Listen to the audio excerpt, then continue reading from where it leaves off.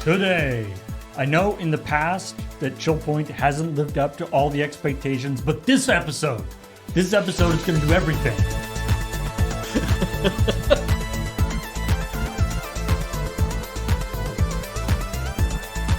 Could I request a list of what everything includes? No. Meter Polyneux. But how am I supposed to figure out what I'm supposed to do? Don't worry. Chat, if Paul's not going to give me a list, I know you will. Yeah. Don't worry. Everybody will be disappointed regardless. Yeah. Oh, I mean, if the expectation is we just have to disappoint everybody, that's easy. Stream's done. Let's go offline. Yeah. Hey, everybody. Welcome to ChillPoint, a show where we talk about the week's video game news and about the episode Checkpoint just went up, and we make promises that we can't keep.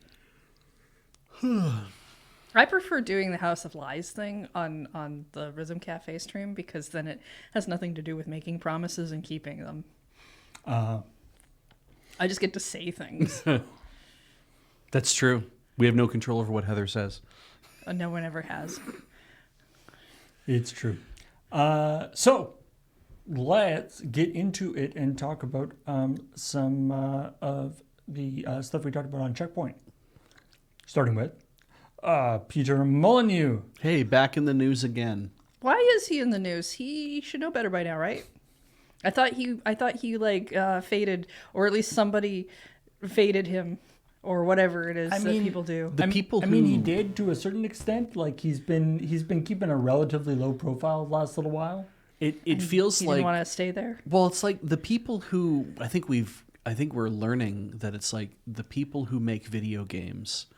At no time will they ever be called upon to stop making video games. So regardless of whether you make a good game or you make a bad game, it doesn't matter.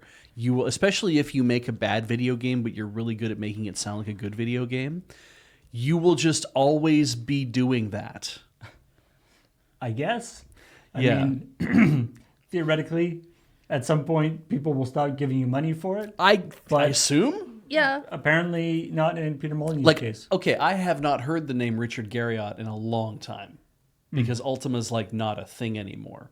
But I have to assume that he must still be out there trying to make a video game. I mean, Or he could do he did a Dead. Kickstarter for a while ago, but See?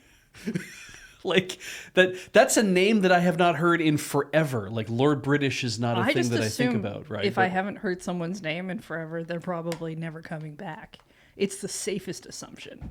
But like we have this happen with like, oh, David Cage. Everyone like No, nobody wants him to come But back. that's the thing is everyone screams about how it's like oh my god, like these games are so bad in a particular way or in that particular way, and then you think that would be like the thing where whoever is like, oh, we're giving these people money. It's like there's a lot of complaints about how these games are made or the things that they're saying, and maybe we don't want to do that anymore. It's like no, because that's not how the industry works. The industry doesn't work on a small, loud subset of people yelling about stuff. I think you may have some like survivorship bias in the sense that you don't know the names of the people who are not coming up that There's often that too, right? Yeah. because they don't come up that often.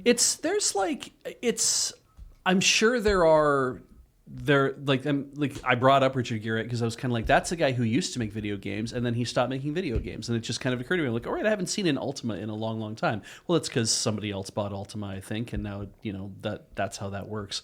And then like people who become known in the industry, though, it always seems like they always seem to be continually known in the industry. And it's never that, oh, this guy stopped making video games and now he's gone back to like import-export business because... But when he goes back to the import-export business, you don't get news about that. That's true, So and you I'll don't never think about remember. it. The name is not top of mind anymore. What we get news about are the people who move on from making games who want to start curry restaurants or just, not want to do things anymore. It would just import exports is not interesting. I mean, I definitely thought Sakurai was just going to open a ramen shop at some point. He was just going to be like, I'm done making video games, and now I'm going to open this ramen shop. Picture him gardening. Yeah, maybe just that. It's a sickness. Making video games is a sickness, and you keep it forever. Yeah, I'm pretty sure you do. Yeah, because Gary did he did an MMO called Tabula Rasa for a while too, which was like moderately successful as an MMO, in the sense that it actually like existed for a few years. Like these guys are all guys that I think of from that era, from the old era, right? What I like about he did a Kickstarter some number of years ago, and one of the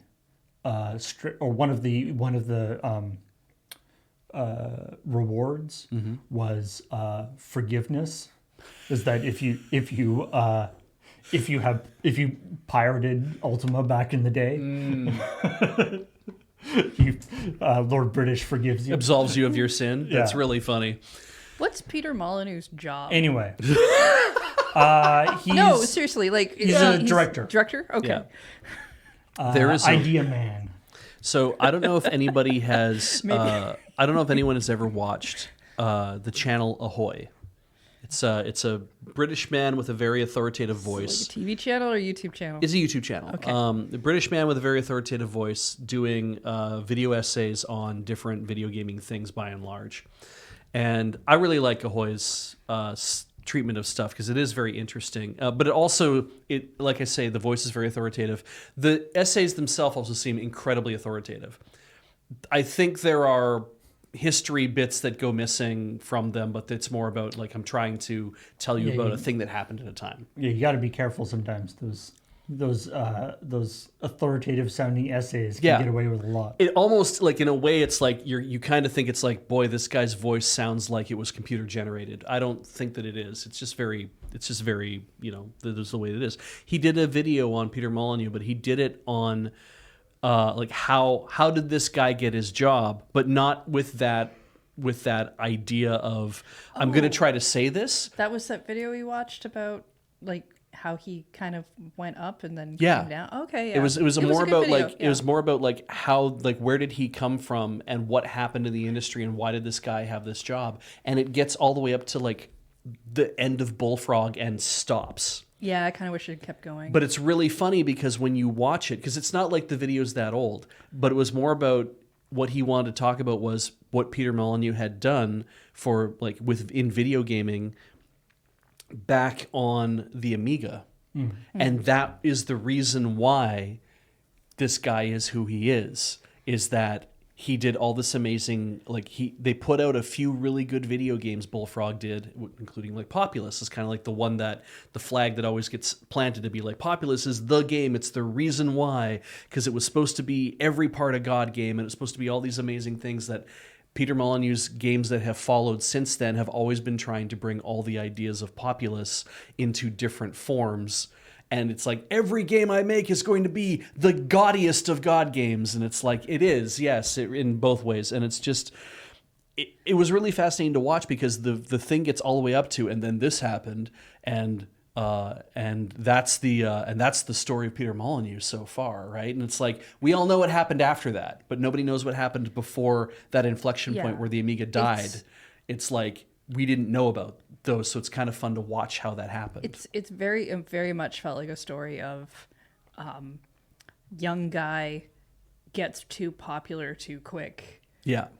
Kind of thing, like the rock star programmer so thing. You feel like you can do that, and you've had that taste, and so that's the thing you're going for. Like even the whole like, oh, Peter Molyneux lies has that flavor of guy gets too excited in front of an audience and gets too chatty because he has all this attention on him and he wants people to continue to have that attention. It's just the problem is the fallout after, and that's a thing that like a lot of people who start streaming generally have to learn is like you can't just say all these promises or whatever. It's a hype thing, and you get carried away. He's too old for that. He should get over it. But and I mean that's the I think there also is a little bit of that sort of auteur thing that is often pushed, right? It's like, oh, Peter Molyneux made Populous. Yeah. Well, no. You know, he was the director and a team made it.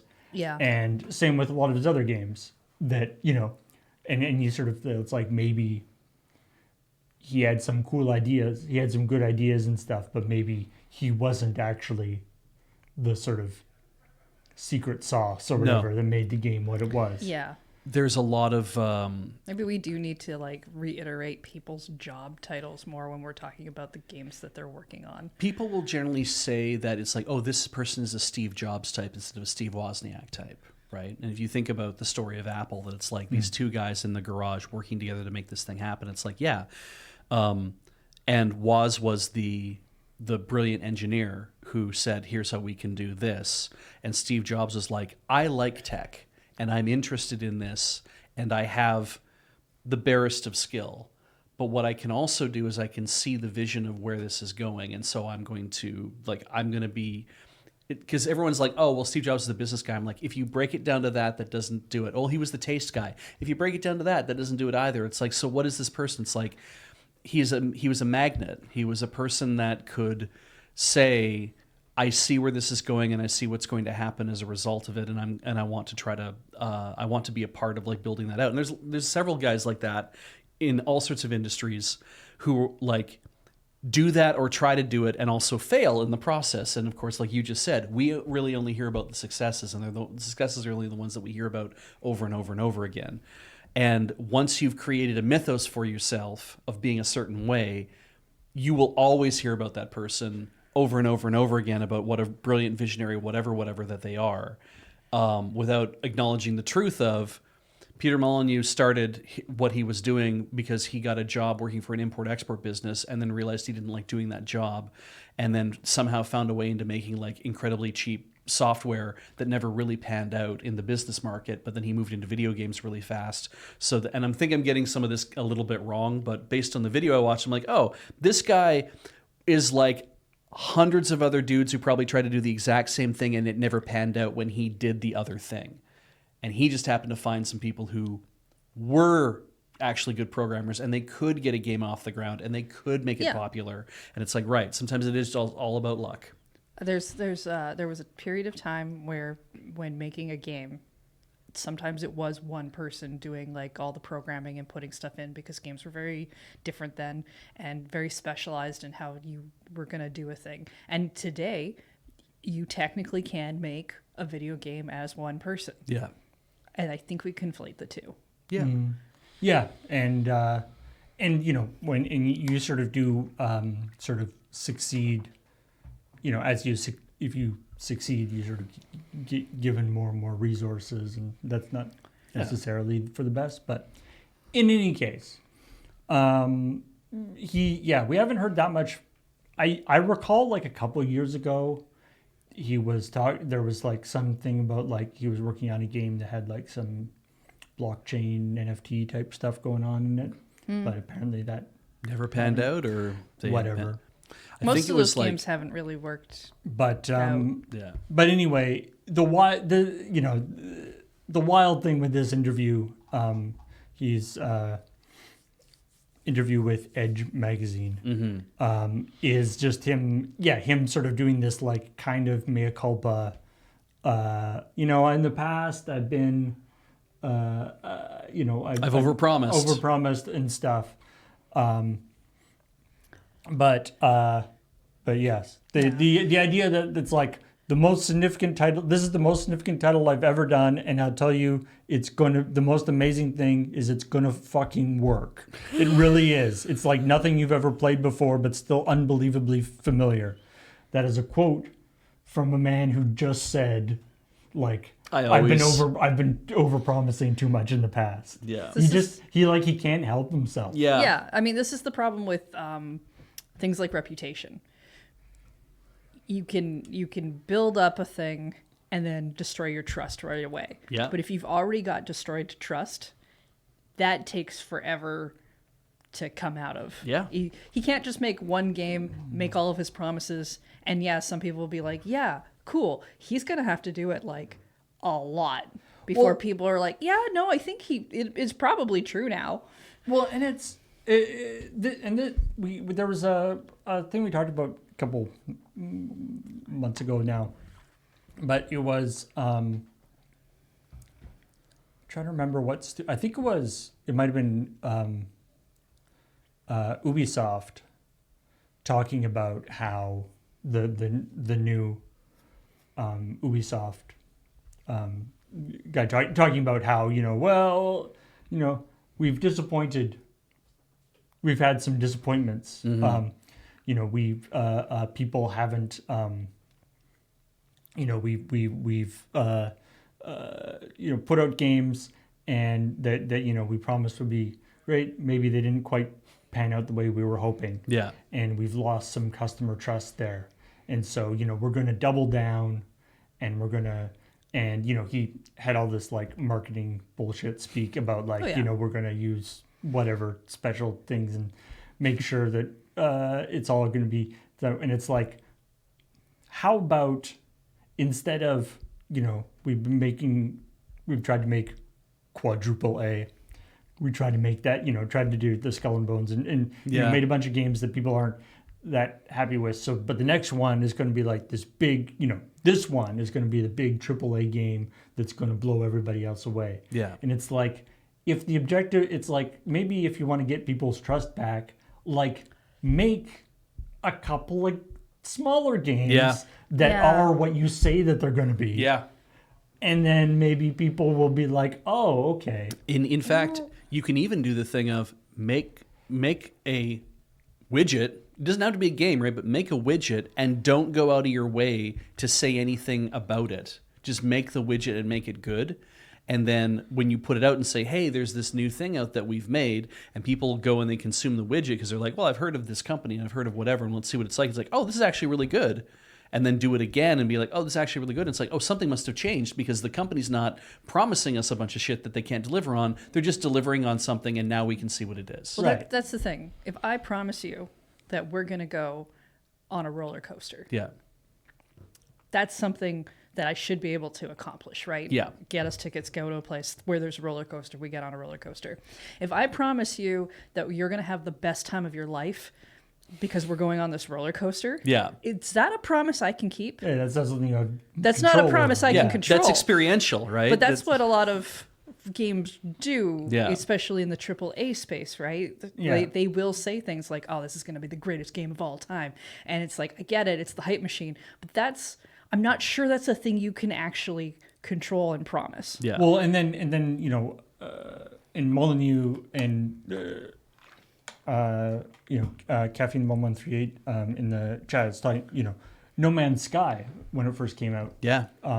Had people were making a lot of comparisons between Elite. What's the head of Sean Murray. Sean Murray. Yeah.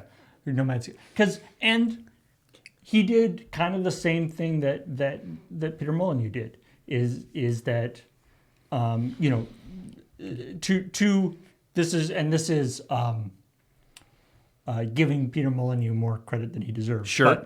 But this tendency to basically speculate or talk about your hopes. Yeah. In public. Yeah. And so when people are like, what is your game going to be like? You start saying the things that you had, the ideas about what your game could be like. And then people take that as he said, this is what the game is going to be like. Yeah. Mm-hmm. And the very, very charitable way to interpret Peter Molyneux's stuff is that he is chronically bad at doing that. Yes. Brainstorming in public, yeah. Brainstorming in public. Yeah. I don't think that's... Now, but Sean Murray also, I think, did that in some of the cases, especially early on for No Man's Sky. Yeah, I think I remember He that. said a lot of things about the game that were demonstrably not true when the game came out. Yeah. And he rightly got a lot of criticism for that. Absolutely. Unlike Peter Molyneux, he stopped doing that. Yep. And they, obviously they're they're this big sort of success story in the sense of the game. They actually basically did all of the things that he promised the game would do. It took them a while. Yeah. But they did it. But it's also interesting that because of that moment, right, that in those, 2 minutes that it took for Sean Murray to say all the stuff he was going to say, that added years to the development cycle of No Man's Sky ultimately. Right. That it's you said these things. They couldn't have made the version of No Man's Sky that's out now. Yeah. That couldn't have been released. Yeah. And that long ago, and they couldn't have spent all this time developing it. They would have run out of money. Yeah. Yes. So it sort of had to happen the way it happened. Yeah. But he didn't necessarily have to have made all those promises. And it's funny because that's the kind of thing where you want to say that it's I've been to the future. And really? How far? It's stuff sucks, but I'm going to tell you at least about this video game. And it's I've been to the future. It's 10 years on, and No Man's Sky is still being sold, and it is still and is this amazing game, and here's all the stuff you get to do in it. And it's really? It's yeah. That's not all going to be there at launch. But the idea is that over time we can add more and more stuff. And what happens with most people who make video games is they're we're not thinking about what we're going to be doing over the next 10 years or whatever of developing the game. What we're trying to do is tell you this is what the game is going to be like. And then when Overwatch 2 comes out, when we make more stuff for this game, we're actually just going to make a second game. We're going to make No Man's Sky 2, and it's going to have all this even more shit in it. We're going to sell it to you, again. It's kind of how those things end up panning out is that somebody is I've decided that we can't just, we can make up to this amount of game, and then the rest of the game we want to make, that actually has to be in the sequel. It has to be the next 2 or 3 sequels or whatever. And I think because of the 2 minutes of chatty about here's what it's going to do, and then everyone being yo, this sounds amazing, oh my god, everyone got really into this idea, and it's maybe even Sean was oh my god, what have I done? That was never intended to be, because later he did say that was just me kind of spitting off the dome. That wasn't me with our actual development roadmap. Oh no, I'm so sorry about this. And then I guess all we can do is shut up and make free updates for the next 9 years. Well, and that's the thing. That's if you have a person who comes back and is that's not what I intended. That's a person who's learning. You, in a public sense, you can't just spitball ideas in front of an audience like that, because they will take it this way. Yeah. As opposed to if he'd have been having that as a conversation with maybe a fellow dev or even just someone else in the industry, that's easier to take that way. He's probably learned that lesson. Yeah. And I think not only that, they've we talk about No Man's Sky as a success story in a way that I think that if that game had just come out, we would have not thought about it years later. If it had come out the way it is now? If it had come out the way it was at launch, and there was no sort of grand speculation on the things that were going to happen, if Sean didn't actually say the stuff that he said and then had to walk it all back and then say, no, we're just going to buckle down and we'll just release the game, and then updates start coming out and this and this and this, I don't think people would be wow, that's amazing. But because it did happen, I think that's a predilection of us as fans that we're trying to say, I don't own a copy of No Man's Sky. I don't, because I don't know if it's my game to play. I don't think it's a game that I would really enjoy in all the ways that it can be enjoyed or whatever. But I feel I want to give this guy his props, because I want to encourage that behavior. It's the thing that you do for everybody. It's I want to encourage that behavior in other people. So you want to say, no, good for you for doing this, and we will sing the name of Hello Games, I believe it is the thing, right? Yeah. It's we will sing the name of Hello Games from the fucking rooftops for decades, because we want to show people when you do this, this is how you come back from it. Yeah, it is kind of paradoxical that doing something bad and then sort of redeeming yourself ends up, you end up higher than you were if you just never did the bad thing to begin with. Okay, so, that's because that's a story, and it's a relatable one, and it's one that we like, because you like the story of a person who is essentially one way, but then rising up to expectations, or basically being more of a heroic character. But at the same time, if he hadn't done that, but those were things that they wanted to do, it still could have been a game that came out that people liked okay. As it got updates, people might have been talking about it more. It still would have been a game, I think, that would have been talked about, just not in this lens. Not in the same way, yeah. Yeah. And I'm bringing it all back to Peter Molyneux. It's like we see that playing out differently. A person who is like growing up in that late 80s, early 90s, as the rockstar programmer culture was like just kind of fermenting, as that was going on at that time. These were the guys who were being just absolutely held up by breathless video game magazine journalism that were like, this person is the next visionary of whatever, and it will be like having virtual reality but in front of your TV, like all that kind of horse shit. And I mean, there are so many, and you know, I used it used the graphics in the a little bit, but there are so many like artsy pictures of Peter Molyneux in like a black turtleneck, like staring into the future, like looking as the like visionary. Yeah, and I think that's like that was a class of behavior that was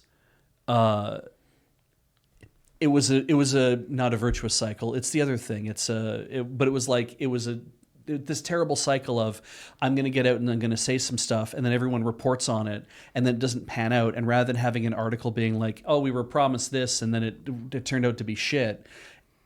Short memories, right? It's like, no, the next one will be good. And, but we remember this guy's name, and that's what's important. It doesn't matter if I remember if this is a good thing or a bad thing. All I remember is that it is a thing, and that it's a thing I'm familiar with because I've heard it before. No such thing as bad publicity. Exactly. I can just do this over and over and over again. And I think that is changing. Like in a lot of ways, it's like as you get more and more familiar with who the people are who make stuff, I'm like, I would hate for me to be in the thing of like, if the company lives or dies on my name alone, oh shit, that's trouble. You know, I want to be able to say, I don't mind if people are like, oh, well, you know, I know who you are and whatever. It's like, that's great. But keep in mind, it's a team here and we do stuff together and we all live together and we all suffer together. And that means that if something goes wrong, it's like, that doesn't have to be the whole team has to suffer. That can be a thing. But that's the thing where we're like, we're all strong together and we can all come back from this together, is my hope. Anyway, so yeah, I mean, we'll see. Obviously, we'll see what the little bit I've seen of Masters of Albion seems, you know, fine. Yeah. like, okay. And that like a lot of Peter Molyneux games, like Black and White, Dungeon Keeper, like he's made some games that people enjoy. Yeah. They didn't blow people's minds. Fable, fine. A lot of people really liked Fable. Yeah. People really enjoyed them, but they still, you know, they were almost, you know, if they hadn't had the expectations, they probably would have been even more. But I mean, it's gratifying to be able to like put out something that like makes people lose their minds and knocks off socks or whatever it is that people do now. But it's like, I don't know, there's nothing wrong with putting out something that's just good. Well, and it's, you know, and you always have like the living up to the hype problem and stuff that you sort of create for yourself. I mean, living up to hype is partially like, it's kind of a weird problem that's not always in your control. Right. Because hype can be this thing that builds outside of your control. Speculation of certain things can take its own way within fandoms, right? Yeah. Like if you accidentally have a sticky note in the background that maybe says something, and people know you're working on one thing, but it's completely unrelated to another thing, that in itself can create a weird piece of hype that you didn't account for, that trying to claw back is impossible. Like, you know, hype is just kind of, it's a thing you can build, but it's also a thing that just can get away from you completely. The other thing, of course, that I really liked about this story is it's always fun to go back and screenshot old episodes of ChillPoint. Ah, yes. I mean, I was saying to Graham, we could probably, I'm sure we could have gone back to like ENN the Escapist News Network. yeah. I'm sure we did some stories on Molyneux on there. Probably. Although those are kind of hard to dig up these days. But I was particularly happy with that the majority of the screenshots I had that same picture of Peter Molyneux in the turtleneck. That Oh my that God. we've been using that picture for him for all these years. I mean, I'll give the man this. He has not changed much in terms of his look. Yeah. Over the years. I also think it's very funny that you're saying like over the years that we've been doing everything, like even back to ENN, and I'm like, that's not even all of Loading Ready Run's like age. And I'm like, this guy's career predates and Loading Ready Run by yeah. at least 15 years. And the thing is, when we the point that Graham was making in this thing is that when we talked about him 13 years ago Yeah. on ChillPoint, the joke was that Peter Molyneux always doesn't live up to expectations. Yeah. That was the joke 13 years ago. Yeah. Like, that was already such a well-known trope 13 years ago. Yeah. Yeah. The other thing that I thought was great is, especially like on the sort of the last slide or the last shoulder graphic for this thing, where I actually had like 4 different screenshots of us doing it. If you notice, 2 of them, I think at least 2 of them reference planting trees. Yes. Which was a thing. So that was a thing for Fable, a famous Peter Molyneux thing where he was like, everything in the world. Every choice is a consequence. Every choice is a consequence. If you plant a tree at the beginning of the game, that tree will be there at the end, like it'll have grown. Yeah. Which of course didn't happen. And early, those early seasons of ChillPoint, Jer was did a lot of the writing and he was on some of the episodes and stuff. And he was a huge Fable fan, and that particular aspect of it really bugged him. Right. And so I'm pretty sure he wrote those lower thirds. That's good. That the where's my trees, Yeah. Peter Molyneux. It's funny because if you plant a tree in Animal Crossing New Horizons, yeah, it grows. You can watch it grow. You can come back the next day and it's gotten a little bit bigger all the time. Yeah, I mean they do that based on The system number of clock. days. No, it's based on your playtime. Right. So you have up to a certain number of hours per number of days is what affects the growth of your tree. At least it did in the 3DS one. I think it's the same in Horizons. Let's move on to Cameron's story about so the larger framing of Cameron's story is this recent thing that Amazon is doing a massive chunk of layoffs, specifically their sort of Prime Gaming Division. they're they call it sort of executive layoffs or corporate layoffs. Okay. So it's somewhere between like 15 to 30,000 people. Well, they haven't decided yet. Yeah, well, I don't know if the particular numbers are locked in yet, but now, which is one of those things where it's like, holy crap, that's a lot of people. But then there's also the like Amazon employs something like 1.5 million people. Yeah. But the difference is the vast majority of that 1.5 million people are like people working in the warehouse and shipping and all that kind of stuff, right? Yeah. This is as opposed to the actual sort of people working at sort of Amazon corporate, I guess. Oh my God. So this is a huge cut to, and it did disproportionately, or a lot of it is to Amazon's gaming division. They're stopping New World, which I didn't think that took off, so I guess that makes sense. That was part of Lumberjack, wasn't it? No. I don't know what that is. Amazon Lumberjack was like a development studio type idea thing that you anyway. Yeah.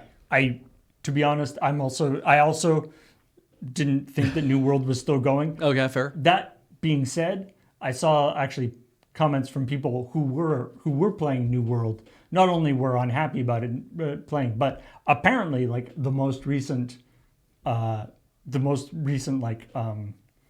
whatever season or sort of content thing for New World, which came out like a couple weeks ago. Yeah. Was really good. Oh. And like was very well received and had been the game had sort of been trending upwards, but Interesting. not as well, not as quickly. Yeah, They're I not- mostly just remember when it came out because there was some hype around it then. Because you like in the MMO space, you have a few competitors that are already very well established, and you have to be willing to say that it's like if we're going to build an MMO, we want to build it. We have to build it at a slower pace. So anyway, that's the sort of outline, the impetus for the actual thing that Cameron's talking about in this story, which is the former VP of Prime Gaming, Ethan Evans, sort of in a very, it's a very sort of Candid? well, candid, but it's a very like unforced, like, this is the former VP of Prime Gaming. Yeah. He's not involved in Amazon anymore. No. Nobody asked him his opinion. Yep. He posted this big thing onto LinkedIn Yep. about, dropping the T on why, saying, why, or that Amazon has failed so much on their gaming front. Right. And he's talking about how specifically that they tried on like 3 separate occasions to unseat Steam. Yeah. Yeah. And I believe the reaction to that from every single person I've seen has been like, they were what? You tried that 3 times? They tried? They did what? So, yeah, I mean, it's totally like, I think, so I'm somebody, like, I actually have, a lot of people didn't know that Amazon had a game, Marketplace? had a game app. There's an Amazon Games app. Okay. There was a Twitch app, Okay. which is where they used to have the games. Okay. And they give away free games, and so I have the Amazon Games app installed. Okay. Yeah. Is this separate from the whole Amazon Luna thing? You may ask that.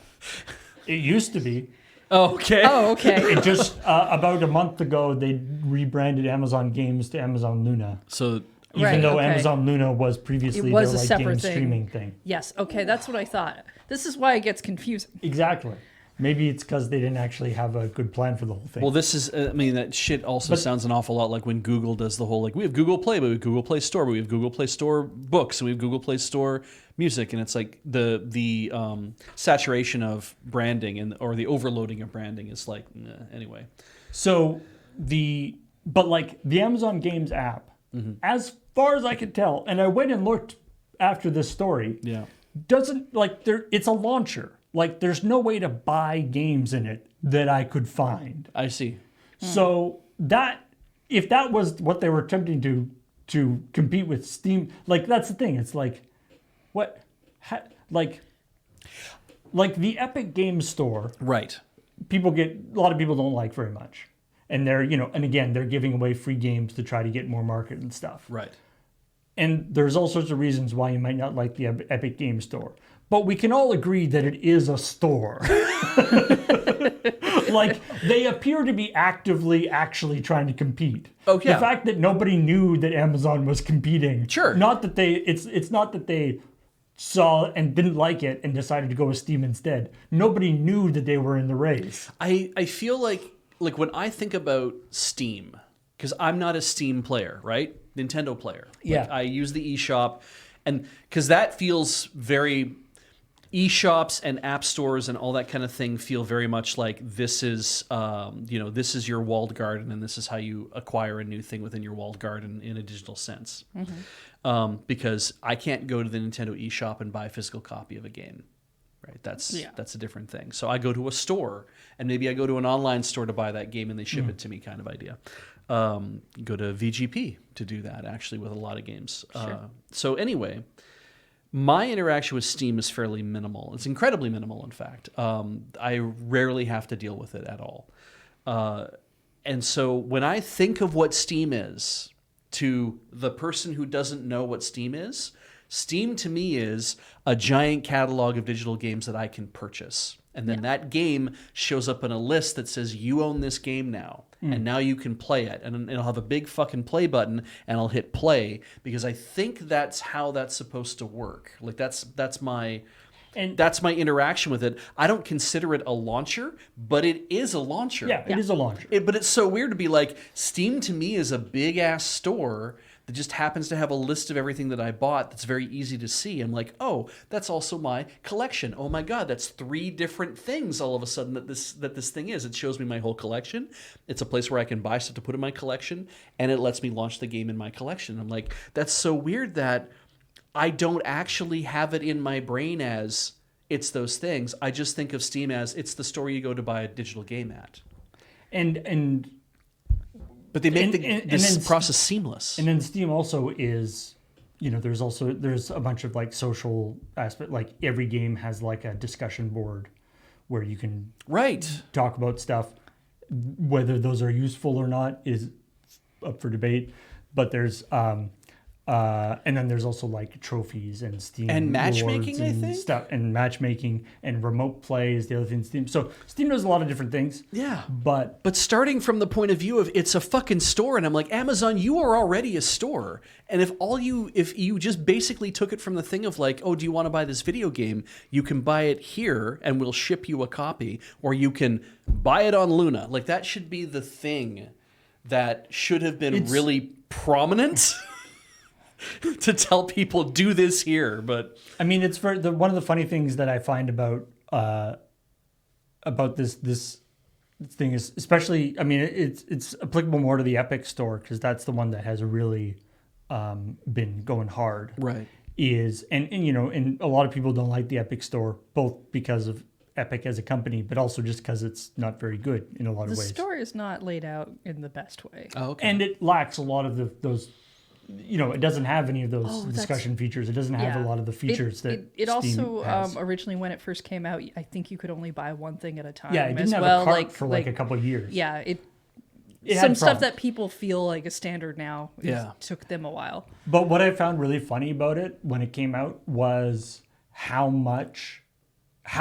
sort of angry people got at it, and how people sort of rallied around Steam, which up until that point, because they were basically the only, like they were almost a monopoly in the market. Yeah. In the sense of things. I mean, in the PC game market, you can't have a monopoly in the same way because people can just download the game. Yeah. But in the sense of a easy place to get it, Steam had basically locked in that market. Yeah. People complain about Steam all the time, right? Oh yeah. Steam basically was the instigator of the like always on DRM stuff. Like Steam, you have to be online for Steam DRM stuff to work. Right. And people really objected to that and all this stuff. But then as soon as Epic came out, everyone was like, "Yay, Steam!" Like everyone. Yeah. It's like, oh, it can be worse. It's like this big multinational corp. We're fighting against the little guy.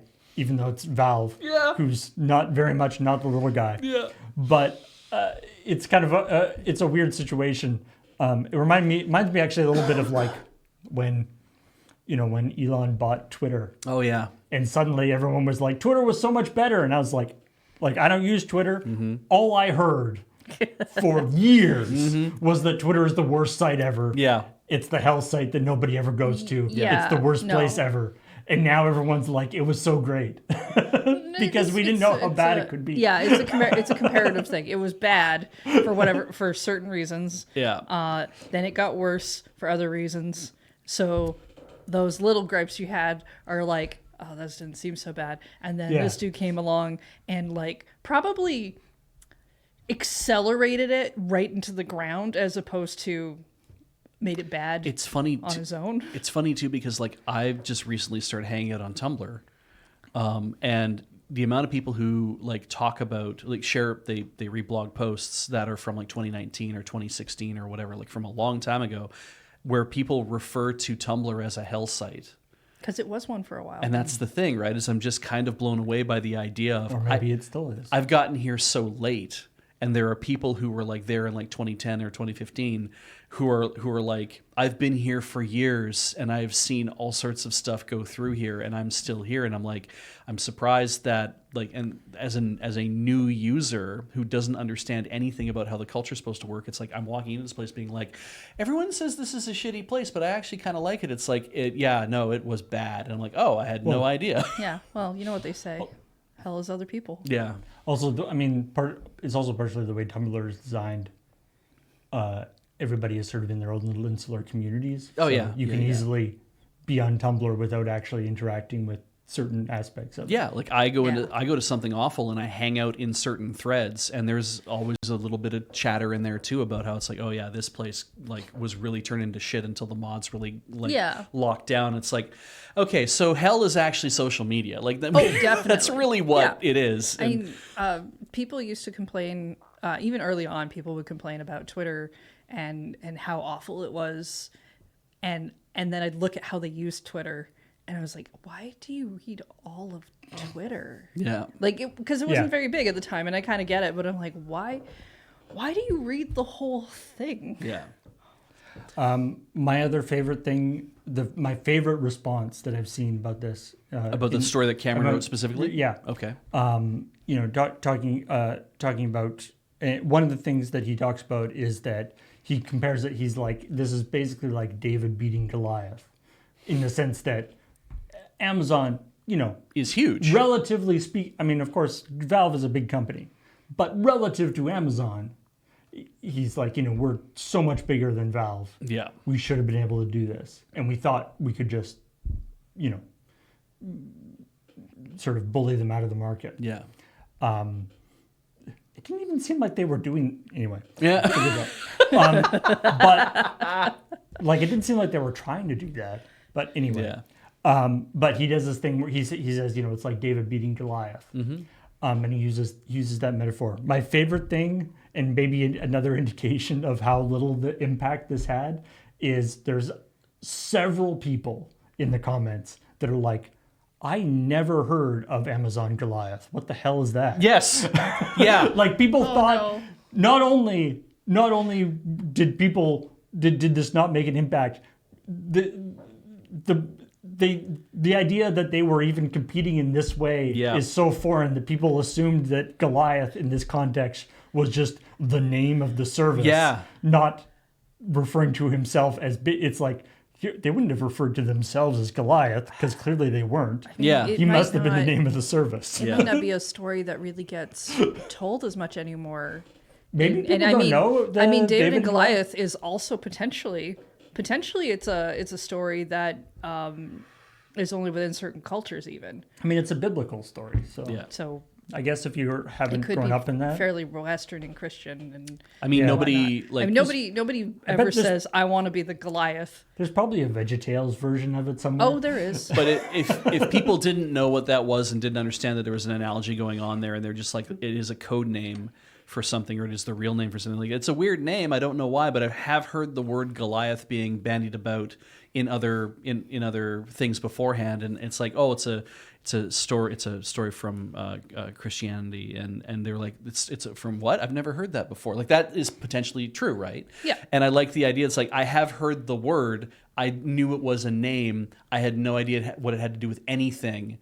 And then somebody says it's a Bible thing. And they're like, oh, really? Shit, I had no idea. Like that's true. That could be real. Goliath, like from StarCraft. Yeah, exactly, right? Like that's the thing. You could just see that. The Goliath tanks. Yeah. Well, I mean, here's the thing. Nobody ever goes out and says, boy, I want to be the Goliath, because he's the one who dies at the end. Yeah. He gets defeated. The whole point is like, oh, the person who wins out despite the odds, little right? guy, yeah. Yeah. In order for you to even be the Goliath, though, like if that is for some reason your tactic and they're like, oh, we lost, and I'm like, okay, so you've fulfilled the role of being really big and losing. If the little guy didn't come to play to fight you, I don't know that Yeah. I feel like you lose something in that story. Well, I also wonder too if like I wonder if this smacks of how do you do fellow kids is why this never worked.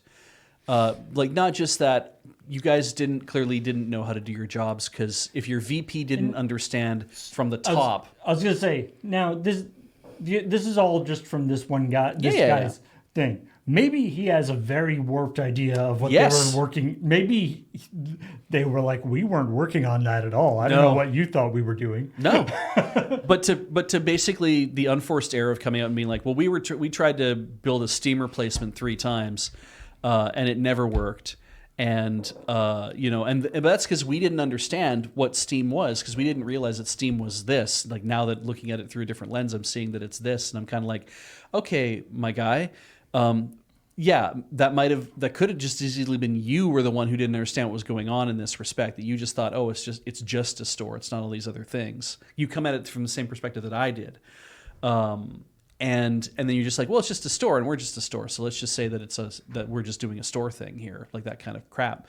And it's like, but it isn't. It's all of these other little things that, like even Project Greenlight, like the Steam Greenlight process, right? And those kind of things. It's like, those smaller aspects of the larger service, Steam community forums, like all those kind of things are like, it isn't just about reviewing the games, it's about giving a place to talk about them. It's like, do you want to bring that into your neck of the woods? Is that what you want Amazon? Is to be like, now we have to be responsible for people having conversations and sharing strategies and yelling at each other about a video game? It's like, that's surprising that you wanted to have that. Oh, you didn't. You just wanted to sell shit. Because that's always been your MO. You just want to sell shit.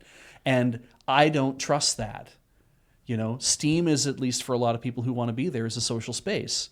And I think a lot of people are like, I wouldn't go to the fucking Walmart and try to get a video game circle going with like 10 people I saw in the aisles at Walmart, so we can be like, oh, we're all shopping for video games. Let's all sit down and talk about our video game. It's like, I wouldn't do that. That's ridiculous. And that's, I think, why people look at Amazon trying to do it and be like, boy, dude, that is ridiculous. You're fucking online Walmart. That's all you are. We go there and we buy stuff and we feel bad about it.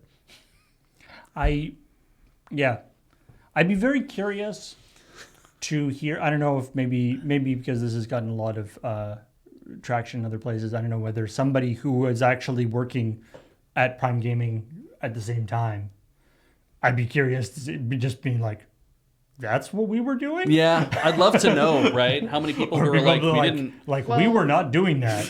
Yeah. If that's what he thought we were doing, he was wrong. I can buy the idea that they made 3 attempts to build a thing. Yeah. Because you can build things and not release it, not have people know publicly that that's a thing you're attempting to do. I can believe that they wanted to compete with Steam. It's weird for them to say we didn't know what Steam was, but at the same time, we just said that Steam is like a multitude of things. Yeah. So if you are intending to compete with a product, you do have to define it. Yeah. And if that maybe that is an issue, maybe they didn't define it, or they were like, oh, it's just a store, so we already do that, or maybe they were trying to come up with a way to bolt on all the other things. Bolt on some other things. I don't think Steam Greenlight is a thing anymore. Yeah, maybe not. it's It not. hasn't been a thing for a while. Okay. Yeah. I'm telling Beach because I don't. I didn't know if it was or think he wasn't. knows. I just, people open up shit to early access now, I guess is how you kind of do that. Greenlight was early access before early access was a thing. Okay. It was from a time when you couldn't just publish on Steam right away. Right. I think something like It that. actually had like curation at one point. Yeah. Yeah, I know. Weird, huh? That kind of fell by the wayside. Well, speaking of things that fell by the wayside, and Steam, actually. So there's a small update. Literally, it's referred to as a small update to Counter-Strike 2 last week. Then just a few little things, tweaked some maps, did some performance optimizations, and then also made a small change to the how you can trade in. You basically made it so you can trade in 5 red level weapons for a gold level weapon, which you previously couldn't trade up to gold stuff. You could only trade red was the highest level you could trade up to. And when we talk, these are cosmetic. We're talking about like rarity of cosmetics. Right. Okay. Turns out that the Counter-Strike 2 skins purchasing speculation and investment community is huge. It's a weirdly it's a weirdly large market, and to the tune of, I believe, somewhere around $8 billion in total market cap, and because of this, and this change made it so that these extremely rare skins were now could be theoretically gotten by trading in 5 of much more common skins. Right. Ones that a lot of people already had like a ton lying around of. And that made the bottom kind of fall out of the market, or at least the top part of the market. Yes. And so, apparently the market cap, and people started liquidating, there's sort of the run on the thing, and like any market, people started liquidating stuff. And when the smoke cleared, something like $2 billion of value was liquidated or lost over the course of the thing. That has been sort of slowly ticking up. Like there always is sort of a bounce back on these, because it's like, oh, now we can get all this stuff cheap. Yeah. And so things have been sort of ticking back up. So the 2 things that I wanted to sort of emphasize with this, the first is that we've talked a lot about NFTs on this show, and the silliness of how they're trying to produce markets and stuff. And Kathleen even references, apes, mere apes never be bored at the end of this. It's very important to understand that this is not NFTs. This is in the Steam marketplace. And again, we actually talked about this back when we talked about NFTs, right? It's like, none of this required NFTs. Yeah, you don't need a blockchain. This isn't a receipt for a thing. It's different in ish. Yeah. The other thing I find there's a little bit of, I want to push back a little bit about, there's a lot of Schadenfreude of people like, oh, your imaginary skins. Your imaginary skins are now worth, so much less money. Well, why did you invest why were you investing so much money into a stupid video game? Yeah. Clearly you're an idiot. I want to push back a little bit about that, just because as an investment vehicle. Yes. Compared to other things that are considered more legitimate in the market, historically, these particular skins were actually like weirdly stable. Sure. Yeah. Like they had been, and they achieve a value, and they Counter-Strike has been going on such a big thing for so long. Yeah. That they actually, like, a lot of people who weren't even interested in Counter-Strike at all, like they were just like a norm, like people were just treating it as like a normal investment thing. Yeah. And then, people, and then again, the people are like, well, that's why you don't, invest in something that, Valve can just destroy it with one stroke of the thing. And it's like, so Pokemon cards and all those and it's other like, dude, things that not, happens with any, and it's like, that's why you don't invest in, digital things. It's get physical things. It's like, yeah, you can destroy markets in physical goods too. It's sure. Yeah, there's a lot of this could apply to a lot of different things. The reason why these kind of things frustrate me so much is that if, for whatever reason, Counter-Strike just stopped being a thing, right? Like it was just they like took the game down. it's like then this market, which is basically just consists of like the database that says whatever. If that database disappears, hackers, whatever, right? If that database goes away, it's like, well, I need a way to say, like, it's like, then that was never a thing in the first place. This kind of comes back to, we're going to talk about investing for a minute here. So Warren Buffett, for whether you love him or whether you don't, his policy on how to do his investing that he's done for years upon years was like, don't stop looking at how a thing is performing in the market. Start looking at how a thing is performing in real life. And what that means is like, hey, Dairy Queen, which he owns, Dairy Queen is a company that makes a good product. People like ice cream, people like hamburgers. It's a good company that has like a solid foundation for what it is. And he realized that he's like, this company wants to exist. It wants to employ people. It wants to buy food, and it wants to make food, and it wants to sell food to people, and it wants to continue to do that kind of thing. And so at a certain level of investing in a company to say, well, I want to make sure that they can continue to buy things and make more things, and I want to see that people enjoy it, so I want to have more Dairy Queens out there, and I want more people to be able to spend money there, and so we can pay employees and do all that kind of thing. The basis of how investing in a company is like, I like your vision of something and I want a cut of the profit from it. So I'll give you some money now so that you can give me more money later, right? This is just kind of the basis of how this works. And when I look at something like this, I'm like, this is tulips. This is the Dutch tulip, whatever. It's like, I decided to ascribe a value to a thing that I don't care about, that does not matter to me whatsoever, but I feel like I need to have it in my portfolio because of the relative value swing that it could go through as a result. But if all the tulips die, then my entire investment just poof, right? And it's maddening to me to see people wanting to do that. Yeah, but I mean, and that seems reasonable.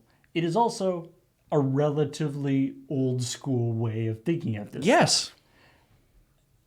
It's hard to ignore the multi-hundred millionaires, billionaires who have gotten rich on doing things in a more different way. Buy into Dogecoin early, wait until it's spiked, sell it all out. So now you got money to draw from. That's literally how Dank Pods is able to afford doing everything he's doing, because he did that first. And then he was like, now I can build a YouTube channel, and people tended and liked what he was making after that. Making a lot of money off of that stuff typically require that when you sell out, that there are other people to sell to, though? Correct. Yeah. So those people kind of end up with nothing. Yeah, the trick is the trick is someone gets left holding the bag. Isn't this just like a more complicated multi-level marketing scheme with more steps? It's not even, it's like I can go up instead of down. Well, it's not even multi-level, right? It is literally the thing of like, what are you willing to buy and hold and then say, this is what I'm going to prove by basis of my plot. Because the idea of saying I have $3 million in Counter-Strike skins. Let's pretend I don't, but I have $3 million in Counter-Strike skins, right? It's like, okay, $10 million, and whew. Is that a liquid asset? And it's like, well, it isn't. This is where a lot of other like people's, like the billionaires that we know of in the world, they have a lot of assets that are not liquid. Yeah, they're not things. They're valued at a certain amount. They're not actually. That's not how much money they actually have. Exactly. And so we talk about like, well, you need to be able to put that money to work in other ways. And it's like, well, you just basically say that I have this much money, and so then I'll trade you this, and we'll do this back and forth and do whatever. So if I have $3 million in Counter-Strike skins, can I liquidate them to put that money to work? And the only way you can do that is to find people to sell that thing to. It's like, this thing is worth $1,000. It's also worth nothing. Because if people decide that it's like, oh yeah, that gold Counter-Strike skin for that one knife, that incredibly rare knife, is hard to come by, but I can't find anybody that day to buy it, and I need that $3,000 for some reason, it's like that is the same as it being worth nothing. Yeah. Because today I need to sell it, but nobody wants to buy it, so actually it's worth nothing to me. I need to wait for someone to come along and be like, I will buy that thing, and you're like, oh, thank Christ, because I need that $3,000. That's where things get complicated. Yeah. But anyway, the pushback that I wanted to give was I don't think the idea of the skins market is a more ridiculous investment than a lot of things that people do invest in, in terms of other purely non sort of assets that aren't connected to anything. Yeah. Or tangible work assets. Or even assets that are like, like the GameStop stocks or, all the other sort of, there's all these other things that are where their value is basically completely disconnected from their real world impact. And it is a kind of thing where, like, if we decided that, I mean, that's the whole thing about NFTs, right? It's like we decide that it's worth something. And then if we convince enough other people to say, you're right, that is worth something. And the next thing you know, you have 10,000 people who are all saying, we all agree that this is worth this much money. Hooray, we've created an imaginary asset that all of a sudden is worth something. And you're right, this is not any more ridiculous than other ventures, like investment ventures that are like that. But it is as ridiculous as the ventures that are like that. And that is a frustrating thing to be like, these concerns, you say something like a market's worth $8 billion, and I'm like, the only reason it's worth $8 billion is because a lot of you all decided that you wanted to see that number get driven up to something. And then you said, hey, look, it's worth $8 billion. And it's like, I guess... Yeah, you all decided it was, and some money did actually change hands to push up other things, and now this is all worth $8 billion. It's like, oh, fuck me. There's not actually $8 billion worth of value in there because no one's going to come along and cash you all out. But yeah. Anyway, let's move on. It is you can get married to a Yakuza member. Not a member of the actual Yakuza. No. A member, but a character in the video game Yakuza, aka Like a Dragon. Aka Ryuga Gotoku. It's a full meal deal. You get a full, like, you get your hair and makeup done. You can have a bunch of guests, and then you get married beside a full-size cardboard cutout of the person. There are legally void marriage certificates. And then you can get like a bunch of pictures taken that are sort of like AR pictures you can have like the character in different poses. There's also legally void divorce papers that come with it as well, apparently. Do you get both married and divorced like at the same time? No, I think it's like giving someone a void check. Like, I'm not. They'll do everything, and it's like this is a legally void marriage, and then at the end of it, I think it's like, and then you sign the thing to legally divorce yourself from whomever. I think that is your option as well, but because otherwise, like 15 people or whatever are going to win, going to win this. Yeah. Presumably, some of those people might choose the same person that they want to get married to. Yes. So if somebody else is already fake married to that person, they want to make sure that this is all nice and fake legal. Yeah. First, I want to clarify that the lottery system is to buy this package. Yes. Just for the audience. Yeah, it's not like you have to put in the money. It's not like you're putting. It's not like you're putting in. It's not like a raffle or something. Yeah, but you're not. You're also not putting in for a thing and then winning like a contest or anything. Yeah. You're just winning the ability to do a thing. That's a popular system in which to try to make something more fair. Yeah. And to avoid scammers and stuff. And I think they're also doing a lot of because this is a big celebration. Yeah, there's like an actual like event too with a bunch of promotional stuff. And a lot of this kind of thing is you're going to go to probably an actual place that specializes in putting on weddings and things as well. So this is also really good advertising for them. And because it's a physical thing, they're only going to have so many slots in which they can do that because they have also their other business of actually putting on real weddings, right? There are wedding studios in Japan, and literally it is a wedding studio. They have you go in and it's very much an office until you walk into the next room, and the next room is a big place with chairs and people can come in and sit down, and there's a photographer, and you both get shoved into your own little rooms and you get made up and hair done, and then you put on the outfits and you come out and you get married and you have your pictures and you sign the whatevers, and it's not for show, it's for real, because it's this is a very expedited way to be able to have a wedding ceremony. Las Vegas style. Yeah, and we care about making it a good experience. We want it to look amazing for you. We want you to have good memories of the day, but maybe you don't have the kind of money you need to have a 500-person wedding or some sort of big whatever, but you do want to get married and you want it to look nice. So we have these wedding studios for a reason. This whole Yakuza thing is very funny to me too, because of course... I'm assuming this is something that happens, it's not that uncommon to do a thing with they've a done promotional this thing to marry. Yeah, no, they do this with other things as well. Yeah. But what strikes me as interesting as well is that, and I don't analyze in the story because it is not part of me doing my whole bit, 8 or 9 of the 11 characters, I believe, are male. Now, this isn't and you're like, oh, well, video games, big male, whatever. It's no, then it's not that. It's women love Yakuza.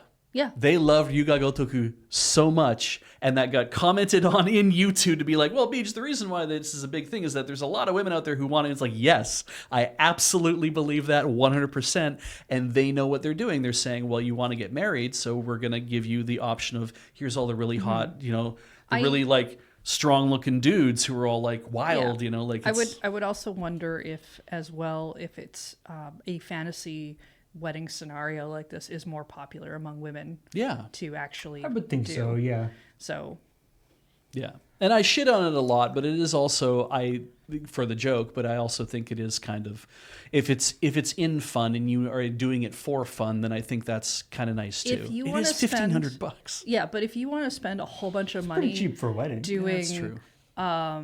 Doing a fake reenactment on a Starship Enterprise experience, you can do that. Yeah. So to me, it's no different than that. It's a different fantasy. It's a different experience for somebody else. Yeah. What I want to see is after you get married, and then you go through the process of getting married and then divorced. Mm-hmm. Then. You have to. Then what they do is, in order to enhance the experience, you then for the next couple months, you have to deal with what it would be like to be the divorced spouse of a Yakuza member. They do an ARG that's very much built around. It's like we heard there was a what, and it's no. That's we were married briefly, but not. And it's oh, you're still what goes on. It's he didn't tell me anything. It'd be terrifying, actually, to be a part of that. Though I imagine there could also be a thing of if you're married into the clan, but then you get a legal divorce, and it's okay, the clan respects your choices, and the two of you decide to do whatever. Yeah. We'll keep you safe. Things that'll happen, we understand. But it's it was an amicable parting. It's yes, it was an amicable parting, but it's we will not retaliate against you. Even if he gets really drunk one night and talks about how much he misses you. It's but if we ever see you, talking to the guys from the other, Yeah, then that's a problem. And then finally, Animal Crossing. Woo! Yeah. It's Animal Crossing 3.0 update. So much cool stuff coming. Yeah, the final update. Or maybe. It's, I was talking to Beach about this, and I was thinking, we're talking, it's what, 5 years, 6 years since they released the game, 5 years since the 2.0 update, which they said that there wouldn't be any. They said it was the last major update. The last they were major do. content update. Yeah. 4 years. So they released in March of 2020. So March of 2025, which was a little. So it's 5 and some change. By the time this update comes out, it'll be. Yeah. You're right. It'll be in 2026. That's right. Okay, sorry. But I was thinking how, because obviously there's a lot of stuff in this update. So obviously they've been working on this for a bit. Yeah. So it's like, how long after they released the 2.0, we aren't going to do any more update, did they start working on the 3.0? Like, did they know that they were in fact going to do My another understanding is that a lot of people who work on Animal Crossing also work on Splatoon. Right. So they probably were busy with something else. And Splatoon has like a lot of events and updates of its own. Animal Crossing is not like Animal Crossing has exited its maintenance mode. I think at this point, I think it's basically we keep the lights on and that's it. So I feel like it's not like, oh, that was done and then they started working on another Animal Crossing game or an update or whatever. So much as they were probably working on other things, and then at some point, when the Switch 2 was being planned, there was probably discussion of, do you make a new game? What do you do? I'm betting they are probably, there's maybe ideas for another game, but that's not maybe a Switch 2 thing. And my take on it was that they probably, like, given the success, I'm sure that the team was like, oh, but also we're going to make another Animal Crossing when the new system comes out. And they compiled their deck together to, go do a presentation. Your producer and director are going to get together and be like, let's talk to the brass. And you go into a room and you say, here's the deck. Here's what I think that this game looks like when we do this. And the top people might be like, that's very interesting. Also, you realize the reason it did so well is because there was a pandemic lockdown, and that was kind of like the game of the moment. And they're like, yeah, but we might have won over enough people in an audience to be like, we'll maybe sell 10 million copies this time, as opposed to like, the 3 million or 1 million we sell beforehand, right? And it could very much likely be a thing of, we don't think that a new Switch 2 Animal Crossing is the thing to do, but what about bringing it into bringing the New Horizons into the Switch 2 and doing like enhancements and stuff like that? People might really enjoy having that. And I think that might have been the point of negotiation, because it also might just as easily been that the people were like, well, we're glad we made this, but now no one's going to want to play it because it doesn't run on the Switch 2 natively, and we want to do that. And that could have been the pitch too. I think it runs fine on the Switch 2. I have no idea. From what I understand. But it is one of their like higher selling games for the Switch, so it makes sense that it's going to be one of the ones they want to have people do the paid update for. And I think that'll also be very telling, because if you see a lot of people decide to drop $5, I think it's $5 for the update. Yeah, actually, that's wasn't mentioned for the paid portion, because Yeah. the paid portion is like the graphical update, and some of the Switch 2 features, like being able to do the chat, the mouse and mouse controls and whatnot. But you get all the like 3.0 stuff basically. Yeah, that'll go for both games. Yeah. Oh, the USB cameras. Yeah, I mean that's a yeah. Switch 2 feature. Yeah. I think the megaphone is probably a Switch 2 exclusive feature because it uses the microphone. Yeah. The megaphone was an item in the 3DS game, but 3DS also had a microphone. Right. So, but I do think it's interesting that, like, let's see how many people are going to spend $5 on this, and that might also be telling of what does our long tail look like for a game like this. Are there that many people who are like, I'll drop another $5 on this? Here we are a few years later, and get the upgrade. How many Switch 2 people are plugged into continuing to play Animal Crossing because they want to spend the $5? I mean, even just spending it just to be like, let's see what it's like. That's a really, like, I would spend $5 out of my pocket to buy that just to see what the updates are like and see how it runs and see what it's like to bring in people to be a part of the thing together. I think there are definitely some things they've added to the updates that people really want. Like, for instance, having multiple dream islands makes sense to me, because there are a lot of people who like to make themed islands, and to have to like pave your island and start over all the time to do that is probably a pain. Yeah. Zelda items was very exciting for me because they had some of that in the 3DS version. I've been waiting for that for ages. Having Rossetti come in to be able to do island cleanup is definitely I need all this stuff off the ground. Yeah. Having more storage space, always a plus for the people who like to try to keep all the items. A thing they didn't talk about, but they kind of showed when you were doing like the hotel, like make a bunch of stuff for to get tickets thing, was it looked like you could make 3 items at once of the same item. Yes. They didn't say anything about multi-crafting in that video, but it certainly looked like that's a thing we get to do now. Yeah, not just for making hotel stuff, but potentially for making anything. Probably for making everything. I really, one thing that they show off, but I'm like, the implications weren't entirely clear is, hey, so you can have, if you're running the Switch 2 edition, you can have up to 12 people come visit. I have 2 things about that. But one thing they show on the Slumber Islands is that you can have 12 people show up to your Slumber Island, and you can all start working on an island together. You can all start tearing up shit and doing whatever. And I'm like, oh my God. That's a huge deal. That's killer. If you have like a few people that are like, hey, do you guys want to work on building an island together? It's like, sure, you can all come in and we can all work on building a thing. And because that's Minecraft right there. That's a Minecraft feature of having a bunch of people working on building some shit together. And I'm like, that's amazing. Now, the thing we don't know is it used to take between 2 and 3 minutes to have someone fly into your island to participate with you on doing stuff. Yeah. And that was because it felt like it was very much a local, you were hosting it yourself, and everyone had to fly in, which meant they were downloading your island information to their machines so they could actually see your island and run around in it natively. And now it's like, how are you going to manage 12 people doing that? And if you have to wait 2 minutes for everyone to show up, that's almost a half hour you have to wait for 12 people to show up to be on a thing together. Yeah. I mean, it might be different for the Slumber Island versus the visiting of the island. Yeah.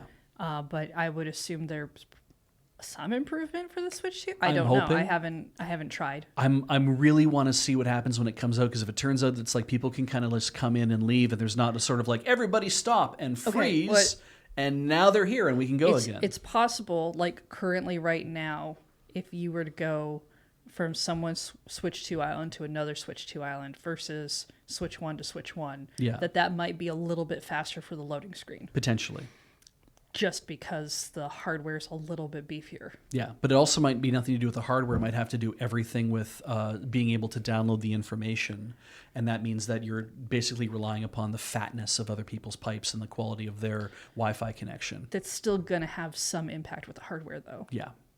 We'll see how that shakes out. But I am very interested in seeing what that happens when it lands. Because people are going to try to do it. I don't really care that a bunch of people can have their goofy-ass faces over top of their Animal Crossing avatars while they wander around, because frankly I have a character avatar. That's done. I don't care if I show my face. But I do like that the voice chat is an integrated thing that they want to do now, because that would have been absolutely killer during lockdown. Oh yeah. Rather than having to rely upon the smartphone to do it. That was, or and Discord, or like a different method, right? Yeah. Have any of you actually done any like of the using the game chat through like your cell phone? No. No, the new game chat through the Switch 2. Oh, I haven't tried it. I haven't tried it. I have it set up now, because you have to set it up.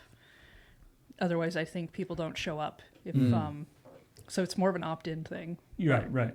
You find enough people. I haven't actually tried it yet. I mean, if we find enough people with Mario Kart World, we can probably give it a go. It will be an interesting idea. One of the interesting things about it, though, is that you don't have to be playing the same game. Like, you can just be like vibing together. Right. Yeah. Which is kind of cool. Yeah. You're playing Silk Song. Fuck. I guess, Paul, we need to set up a game night to try it out. It's just so that we know. Apparently so. Yeah. Apparently so. All right. Well, let's talk about a couple stories that we didn't talk about during the game. We spent a lot of time talking about the ChillPoint episode there, but that's good. There was lots of good stuff to talk about there. Resident Evil Requiem, the new Resident Evil game. Oh, okay. That's coming out. It's 9. They make the Q into the 9. Oh, okay. It's like because Village was 8 Requiem. because of the VII. Yeah. Yeah. with the L's. But the Q in the Requiem can also look like a 9. That's yeah, they make it flash into a 9. They spend a lot of. I think it's cool. I enjoy it. Anyway, it's going to get for one thing, it's getting a Switch 2 Pro controller. like a branded Switch 2 Pro controller. That's a really boring Switch 2 Pro controller. But it does prove that we talked about this. It's got like it's like a newspaper thing. It's kind of neat. We talked about the idea that what is Nintendo going to do in terms of theming first-party controllers? Because the Switch 2 has the most boring color scheme for controllers ever. And that controller, it's boring. Given what we saw them do with the original Switch, so what are they going to do? I'm like, there's room for them to do whatever they want still, and they're doing the fact they're doing a Switch 2 Pro controller proves that they want to actually do theming for these things. They're willing to do theming for these things. I didn't expect them not to. I've been waiting for them to actually do more color instead of pretending that the Switch 2 Joy-Cons have colored socks on that you can barely see. Yes. Colored socks.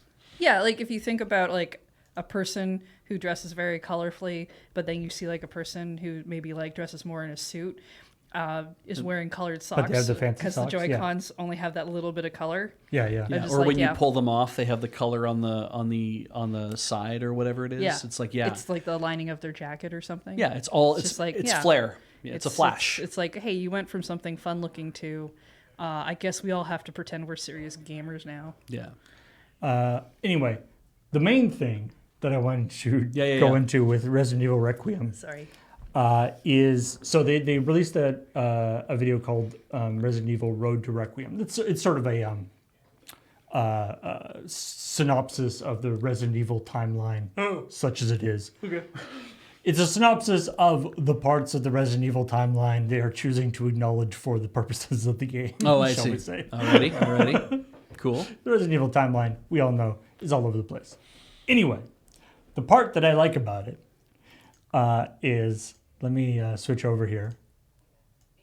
So it's, do you recognize this? So this woman has become basically the Resident Evil presenter.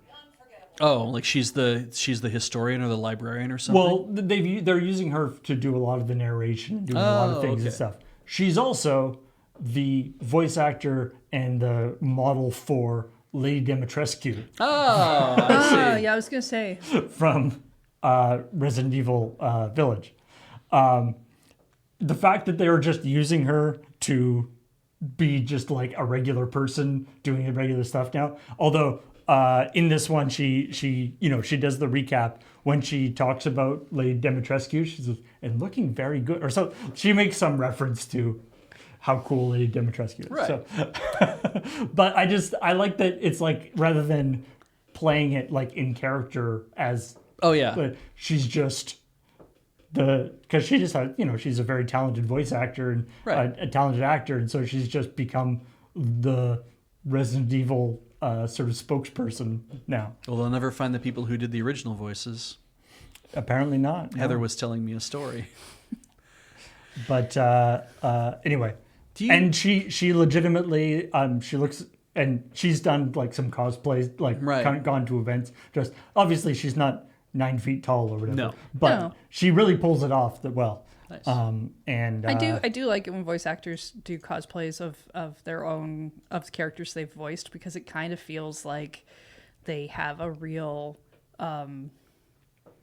connection with that character. Like they really like that character. It wasn't just like another job for them necessarily, but. And it's especially like in situations where, like a lot of the times these days, where they're actually like the characters like face and like sometimes they're actually doing like motion capture and facial capture and stuff too. But also the other, it's always funny with these games that are like, horror game, like a super serious horror game. Mm-hmm. But then the special edition, you get like the Lady Dimitrescu outfit to wear during the horror game. Great. Which feels like it kind of diminishes the thing. But that's what I think is really funny about these games is like they have, from what I've read, because I don't play horror games, but I do find like the concept of horror pretty fascinating. So I do read about stuff, and just the idea that it's like the horror that sticks with you is generally like a really good, solid cutscene or thing that has happened. But the rest of the game can be just really silly sometimes. And you want some silly in games to break some tension sometimes, because you got to have the build and the pull and everything. And Resident Evil has always had like a little bit of a and that's part. you know, like the stuff I've told Beach about the first Resident Evil is because I read a book about Resident Evil, and just reading through some of like how the voice acting went and why it went that way, but also like kind of the silliness of why you get phrases like, oh, Jill Sandwich and stuff. And I'm like, yeah, there's something fun about the schlocky horror movie as well, right? Yeah. Like, it's not, horror isn't just all serious all the time kind of thing. And I think it's better because of that. It's like, I remember I was playing the, I played through the whole new Tomb Raider trilogy, like the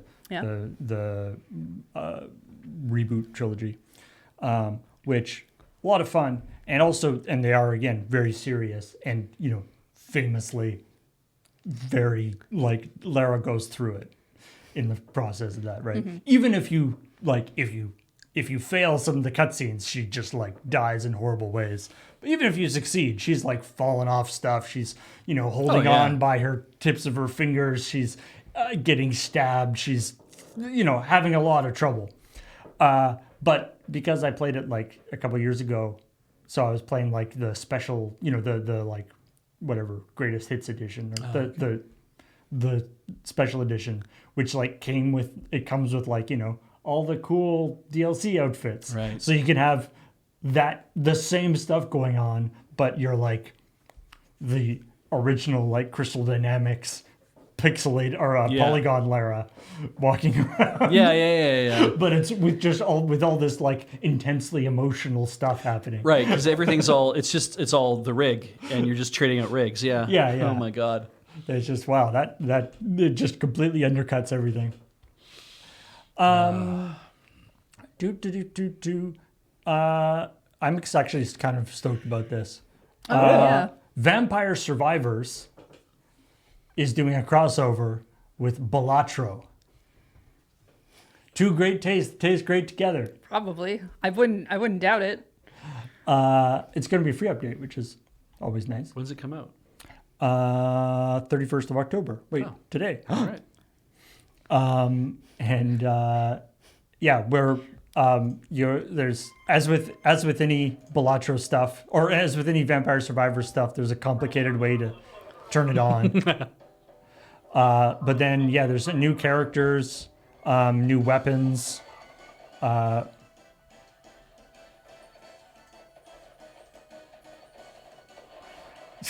It's doing the like times stuff fighting people with it. Yeah, I mean, if they're gonna get goofy with it, they should just get goofy with it. They're gonna.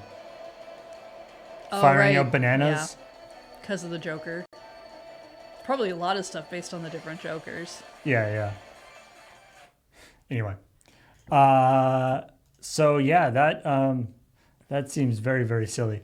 To unlock the crossover, you'll have to track down the merchant in Moonglow and buy the Joker disc, and then the chains of upgrades and unlocks are yours to enter and there's like a new stage and there's a bunch of stuff. So very cool. That's the 1.14 update, which that's the one we talked about this a little while ago. That's going to include online co-op, up to 4-person online co-op. Yeah. Because your frame rate can't. Hasn't been hurt enough. I'm pretty sure the couple of times we've had Vampire Survivors Go has killed all of the Twitch frame rate. So I can't wait to see a 4-player. Yeah.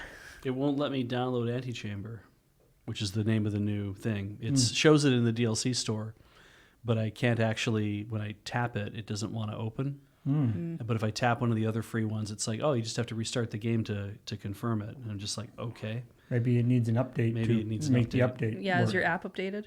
I'll go have a look. Hang on a second. Assassin's Creed Shadows is getting an update. Speaking of updates, also a 1.1.4. Right? What was the Vampire Survivor? Vampire Survivors was 1.14. This is 1.14. Anyway. Wow. So what I'm hearing is Balatro's going to be in Assassin's Creed. Confirmed. There's no other way that could be interpreted. Nope. So the reason, adding a bunch of they're adding some stuff, patches, performance enhancements, all that stuff. But the important thing about this that I like, they're adding two two main features. One, corrupted castles. So it's basically you can like go back to a castle that you've already cleared out, and it will have More stuff. more scary stuff. Like you can be like the corrupted version of the castle. Boy, I like it when a game turns around and corrupts the original enemies so they're that much harder to fight. Jesus Christ. See, the great thing about Assassin's Creed is because it's like, you know, the lore of the game is that it's like the Animus or whatever, right? It means that they can get away with basically whatever they want, right? It's like if something weird is happening, it can be like, well, that's the computer program doing that, that's not happening in like the reality. Yeah. It's because the simulation is being weird. Yeah, exactly. Right. But the other part, so you can turn on a toggle called Advanced Parkour, What does that mean? which gives the player more freedom of expression. Essentially, what it does is it makes it so that you can do like side and back eject, which is like jumping off a wall. Okay. Oh, so you can walk into a thing, turn around, and then jump backwards. Yeah. So normally, like, say if you're climbing up a wall and you need to get to this wall, you can do eject and jump over to the other wall. Yeah. Now, Assassin's Creed Shadows normally limits you to doing those in situations where you won't die. You can now turn that off. Great. So you can just jump out into space whenever you want. That's a great idea. Regardless of what's under you. I mean, that's Prince of Persia. Yeah. And if your freedom of expression is that you want to jump off the wall, I like and it. there's nothing out there for you to get onto, then you are entirely okay with doing that. I like that. I like the names though, right? Like side and back ejects or side eject down, and then like talking about general parkour improvements are like vertical ledge grab, manual jump, directional catch ledge, and I have to wonder how many of these things are also in the parkour community as like names for stuff. It's like, well, this is like when you do this is a vertical. You know, this is a vertical ledge grab. It's like, okay, cool. And then you're going to do a side eject. That one sounds real. Manual jump. No, it's clearly less just so. Yeah. But I think like manual jump. I think that is like in Assassin's Creed. Usually, if you're in parkour mode and you run at an edge, you'll jump. Yeah. Auto, yeah. But you can also just like hit the jump button and jump on flat ground for no reason. So that's probably what that means. It's like the situations occasionally you might want to jump somewhere that isn't like a parkour jump. But anyway, they've also the game no longer crashes when speaking to Hanzo. So Thank Christ. good. I don't know. Maybe he wants the game to crash. Maybe he doesn't want to speak to people. Oh man, This is out. I just realized one thing they've never done, and maybe they'll have to bring it into like a more modern time period to do it. But Assassin's Creed needs to do a game that mashes up some of the gameplay of Tony Hawk Pro Skater. That instead of parkour, that you're doing like free roam skateboarding. Skateboarding stuff. That's part of your traversal. I think that'd be. They did that with Spyro. Did they? Yeah, they added skateboarding into like game 2 or something. It was very weird. But skateboarding that feels like parkour. Because like watching people play like Skate you had to 3 go and up stuff, ramps there's crazy and stuff. shit you I can guess do it too, wasn't but- like world traversal, but I think I probably would have stopped playing the game if it was. The thing you've suggested, while Yes. interesting, does not sound like a thing I want to play. No, that's fair. I wouldn't play it either, but I think it's kind of an interesting idea. Hear that, Ubisoft? Don't listen to Beige. No. He's Put this in giving you your game. suggestions for a game that he won't play. Yeah. And finally, Outer Worlds 2, which we've Right. we've been we talked about last week, talked about it a little actually. bit. Yeah, because there's We talked about the physical edition being a there's the whole download thing. So, but anyway, if you've got Outer Worlds 2, yes. Outer Worlds has, it's an RPG, and it's got stuff where you get traits Right. and by doing certain things in the game, the traits can be either like things that you set for your character, or you can pick them up by doing certain things in the game. Right. And they have, small effects on the game stuff, on various aspects of the game. Okay. If you have bought the premium edition of Outer Worlds 2, which costs $100, it gives you a bunch of in-game stuff. Okay. Blah blah blah. It also gives you the consumerism. Wait, is that what it's called? Yeah, I believe it's called. Gives you the. It's a flaw in your consumerism. Yeah, well, the traits are called. The consumerism flaw. All right. Which basically it says the Earth Directorate has found a flaw in you. Consumerism. You are the reason marketing works. Promotions and sales have riddled your brain, and you are more interested in buying the next big thing rather than financial planning. Jesus Christ. That is kind of brutal. And you only get it if you buy the premium edition, which costs more money.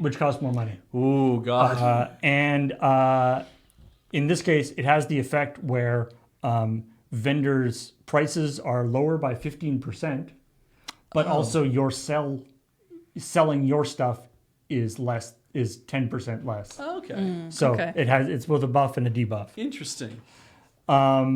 There's also a few other flaws that they're mentioned in this article. For instance, if you speed through the dialogue, Okay.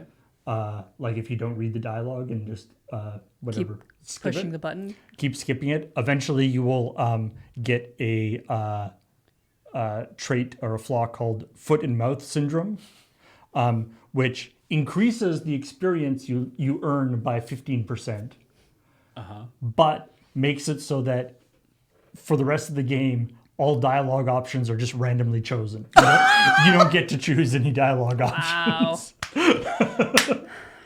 Oh, I love it. That's amazing. All right. Oh, that's so good. It's like, fine, you don't want to choose dialogue options? Go ahead. Yeah. If it doesn't matter to you, that doesn't matter to us either. Oh, joke's on you though. I never sell anything when I'm playing an RPG. I always, buy stuff and then I keep it forever because you never know when that club that you bought at the beginning of the so annoying game. to watch when you do that. It's going to be worth something. They're going to you're going to go to like the secret cave and you're going to put your club in the water. And it's going to come out as fucking Excalibur. I feel like that happened Once. That happened in like one game. Yes. From when we were kids, and it like permanently lodged itself in your brain that it's like, oh, I can't even remember. I distinctly remember a game where like the starter weapon, keeping the starter weapon had some benefit later on in the game. Yeah, it was like the one thing that could kill God, and you had to keep it the whole game so you could actually kill God at the end or whatever.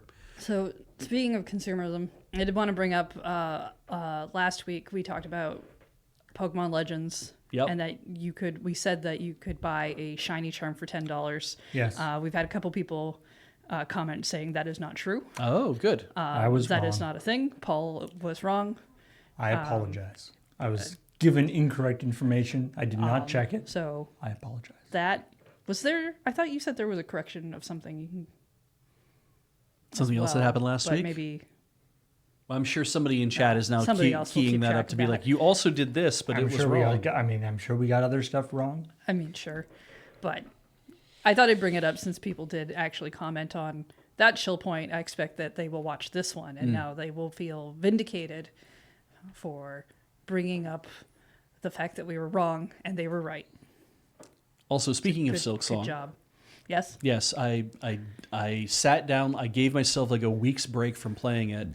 Because I was just getting hung up on one of the last boss fights, not the last boss fight in Act 2, but the second last boss fight in Act 2, which I'm not going to spoil for people because I don't know where people are in the game themselves.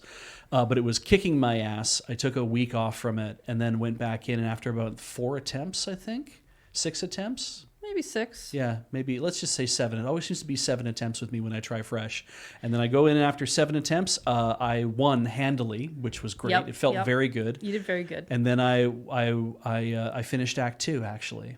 Yep. And now I have started Act 3. So Beach opened up Act 3. I said to Heather earlier in the week that I was like, this is still, Silksong gives me problems because it is of such a high difficulty that it frustrates me in ways that I have not had with a video game in a long time. But I did say to her, I'm like, I love Silksong. I just wish it loved me back. Yahtzee's review, the fully emblematic review of Silksong, had a kind of a similar. He's saying like, whenever when you play a game, if it's a really good game, it's sometimes neat to see there's like that moment where it's like, yes, this game is really cooking for me. Yeah, He's like, when you play a really bad game, sometimes there's the same thing where there's that moment where it's like, that's it, I'm done. Yeah, and Silksong is a unique game in that it has had both of those moments. You're like, I can't play this anymore. This is an amazing game, and then also just being like, come on. Yeah. No, it's an amazing game. It's definitely the game that I love the most this year. Yeah. I think I wouldn't say perfect, but I would say it was perfect for me. Mm-hmm. And it's fantastic. And it's not going to win Game of the Year. That's fine. Yeah. I expect Expedition 33 to. And if it's too hard for you, get good. Oh, no, I finished it. Yeah. I've 100%. No, that's what I'm saying. If it's Yeah. too hard for you, then Heather says get good. I mean, when you try multiple nights in a row to get good and you just can't fucking do it, it is very I demoralizing. understand. But I mean, then again, in the same night, last night, after it took me multiple times, but I beat the second last boss fight, I did the last boss fight, the final boss fight of Act 2, took me 2 attempts. Yeah. And in the first attempt, I damn near did it, except that I didn't realize that one of the things that gets thrown on the ground, I can just hit it and knock it away. And when Heather told me, you can hit those, I'm like, oh, shit. And I went back in the second time and beat it, so... I don't know. Was that me getting good? Was that me getting lucky? I can't say for sure. No, I you just were know doing that fine. That boss fight has the last boss fight of Act 2 has some things in it that are like, for one thing, the one thing it has that I haven't seen in any of the other fights is that the hitbox of the boss you're fighting will not hurt you. Yeah. Every other boss that you fight, if you accidentally run into them, you take damage. If they fall on you, you take damage. And it's funny how that changes the entire feel of a boss fight where you're like, oh, I can jump past this thing and it's not going to hurt me. It's like, yep, that's kind of nice, isn't it? I don't know. I feel like that fight would be incredibly difficult if it had a hurt box. Yeah. Anyway. All right. Congratulations. Thank you. On your Silksong victory. It feels amazing. Now Act 3. Holy shit. Holy shit. There is some really good stuff in Act 3. I hope that you'll be able to... the thing I've always that I've said about this game is I wish it had difficulty leveling on it so that people I know would be able to finish it. Yeah. Not me. I would have definitely just bashed my head against the current difficulty completely. But I wish it had there is some sort of options on there so people could meet out their difficulty for what works for them, because I would like more people to finish it. Yeah. There is that aspect of like people that I care about, not the internet at large. Yeah, it's just, sometimes it's like, yes, not all games are made for all people, blah, blah, blah, blah. But it's a shame when people can't, I when just need to certain things find can't the do. video game that all my friends like, but at the same time, and it's not working. It reminds me, actually, like my brother and I are playing Outer Worlds. Speaking of Outer Wilds 2. Outer Worlds 2. No, we're playing Outer Worlds. Yes. Which was the game that came out at the same time as Outer Wilds. Yes. Outer Wilds, and it was confusing. But anyway, Outer Worlds, super great game. Mm-hmm. It's this sort of time loop thing with this stuff. Absolutely, it's a wonderful game and, very captivating and stuff. I'm playing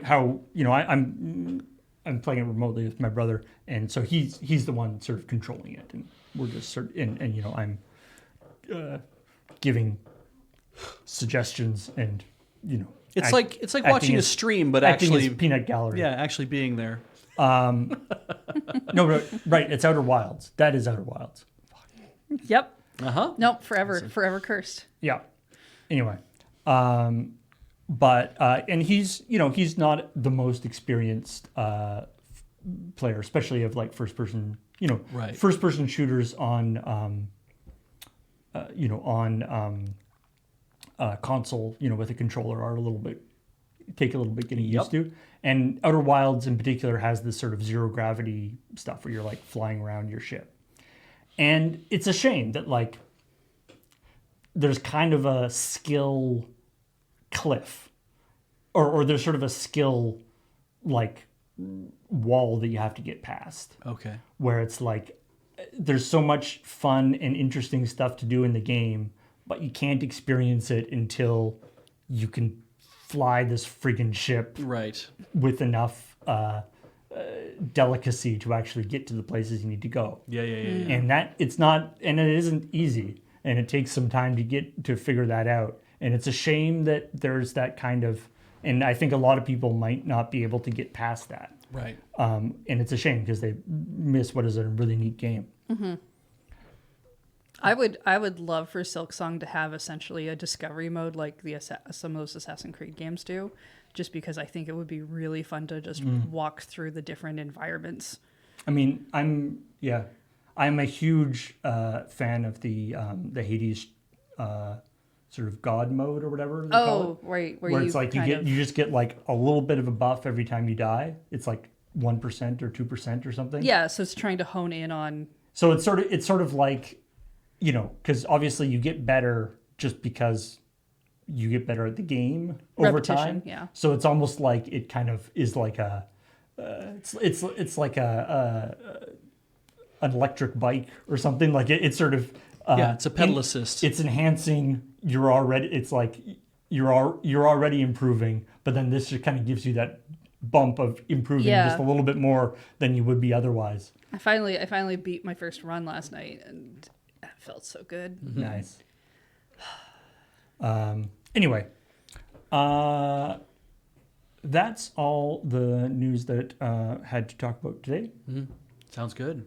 Thank you for joining us, and thank you for supporting us, either here on Twitch or over on the YouTube channel or on Patreon, patreon.com/loadingreadyrun. And of course, if you haven't seen this week's episode of ChillPoint, it is up on the Loading Ready Run video games channel, LRRVG, or youtube.com/LRRVG. And if you want to become a member of that channel, you'll get your name in the credits at the end of the episode of ChillPoint. But until we next meet, we will see all y'all later. Goodbye.